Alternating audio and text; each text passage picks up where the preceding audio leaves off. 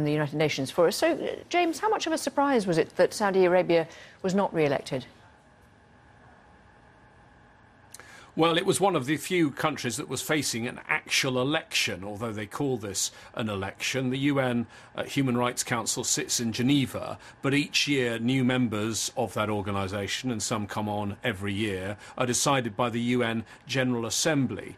The UN General Assembly does vote, but it votes in regional blocks, and there were actually many of those blocks that were unopposed. It was only in the Asia-Pacific region that there were 5 countries running for 4 seats. Now, just look at what happened in the voting for those blocks, because you had Pakistan and Uzbekistan that came first, then Nepal, then China squeezed in with the 4th out of the 4th place that was there, and coming 5th and not getting a seat was Saudi Arabia. And I think that shows the way that Saudi Arabia's reputation with regard to human rights has been seriously dented in recent years, since Mohammed bin Salman has been effectively in charge of the country. The detention of fellow members of the royal family in the Ritz-Carlton Hotel in Riyadh, the long-running war in Yemen, and 2 years ago the murder in a Saudi consulate of Jamal Khashoggi clearly have affected how other members of the United Nations view Saudi Arabia, and they've decided it shouldn't be on the Human Rights Council. But, James, other countries which did get onto the council are also controversial.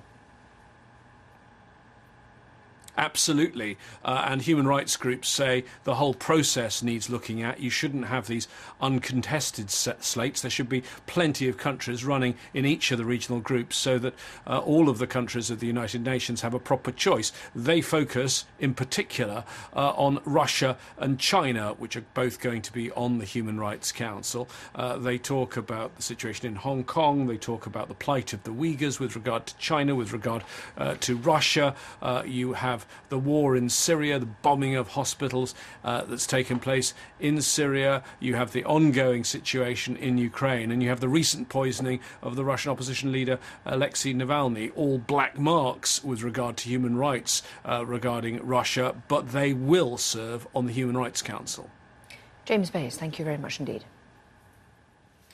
Still to come this half hour, why many Iranians aren't